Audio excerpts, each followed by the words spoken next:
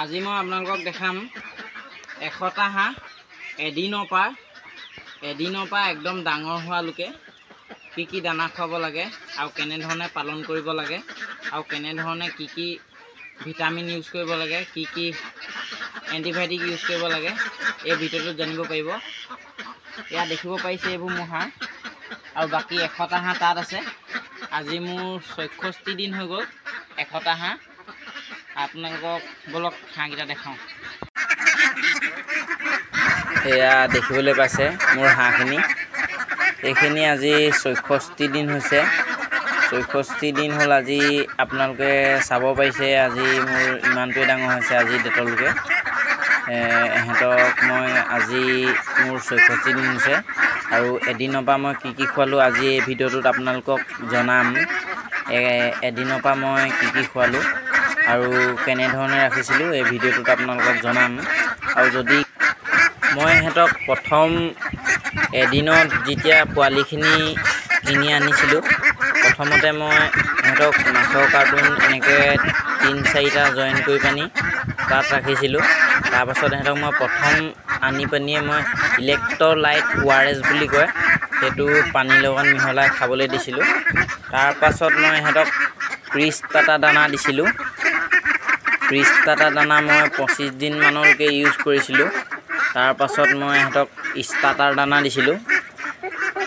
Starter দানা আপোনাৰ মই সিহঁতক বহুত দিন ইউজ কৰিলোঁ, কমচে কম 40 দিনমান ইউজ কৰিলোঁ। 40 দিনমান ইউজ কৰিলোঁ। তাৰপাছত ইহঁতক মই ধান মিলাই দিওঁ, ধান দিওঁ, তাৰপাছত আকৌ তুঁহগুৰি দিওঁ। এনেকৈ তাৰপাছত মিলাই দিবলৈ ধৰিলোঁ। এনেকৈ মিলাই দিওঁ হ'লে তাৰপাছত এতিয়া মই ইহঁতক দানা, তুঁহগুৰি, ধান এনেকৈ মিলাই পিনি দি আছোঁ। এয়া দেখিবলৈ পাইছে আজি ইমানটোৱে ডাঙৰ হৈছে। যোনটো একদম ফিনিচিং পাখিটো হাঁহৰ একদম লাষ্টত ওলায়, সেই পাখিটো ইহঁতৰ ওলাইছে অলপ। কিছুমানৰ নাই ওলোৱা, কিন্তু প্ৰায়ভাগৰে ওলাইছে। আপোনালোকে চাবলৈ পাইছে যোনটো জিলিকি পানী ওলায় তল পাখিটো, সেইটো প্ৰায়ভাগৰে ওলাইছে, সম্পূৰ্ণ হোৱাগৈ নাই। আৰু ইহঁতৰ মেক্সিমাম 15 দিন 10 দিনমান লাগিব। তাৰপিছত ইহঁতৰ ৱেইটটো 1.5 কেজি আহি যাব। 1.5 কেজি অহাৰ পিছত ইহঁতক আৰু 15-20 দিন পিছত বিকিব পৰা যাব। এয়া দেখিব পাৰিছে মই এতিয়া ইহঁতক দানা দিম। চাব পাৰিছে মোৰ আৰু ঘৰত আছে। মই যিহেতু কণীৰ কাৰণে ৰাখিছোঁ, কণী মোৰ যিহেতু ইনকুবেটৰ আছে, মই ইনকুবেটৰৰ পৰা পোৱালি উলিয়াম বুলি ভাবিছোঁ। আৰু এয়া দেখিবলৈ পাইছে এয়া 100টা হাঁহ আজি 64 দিন হৈছে। 64 দিনত ইমানটো ডাঙৰ হৈছে।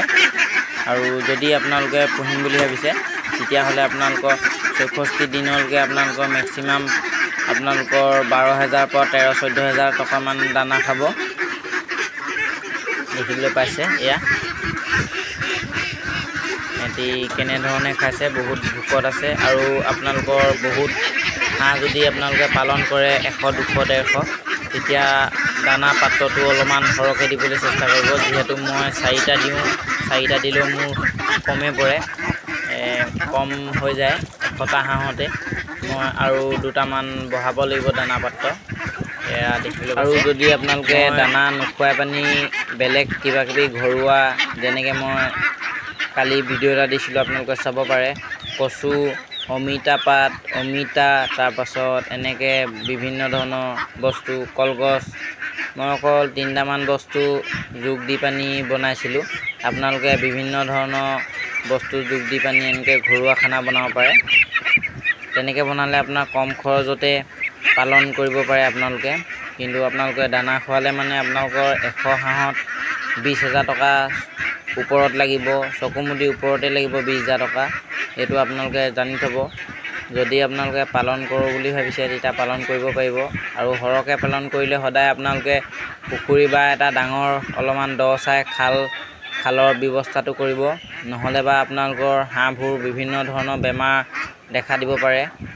এয়া দেখিবলৈ পাইছে মই প্ৰথম বৰ্ডিং কৰিছিলোঁ আপোনাৰ 15 দিনমান মই বৰ্ডিং কৰিলোঁ।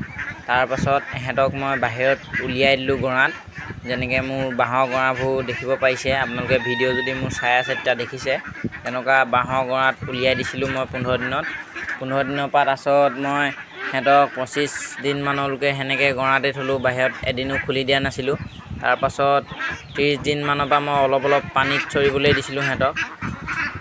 এনেধৰণে পালন কৰি আজি 64 দিনত ইমানটো গ্ৰ'থ আহিছে সিহঁতৰ, দেখিবলৈ পাইছে। মই বেছি ভিটামিন ইউজ নকৰোঁ, ভিটামিন ইউজ কৰোঁ দুটামান, কিন্তু মই ইমানকৈ ইউজ কৰি নাথাকোঁ, মাহেকৰ মূৰত এবাৰ বা দুবাৰ ইউজ কৰোঁ।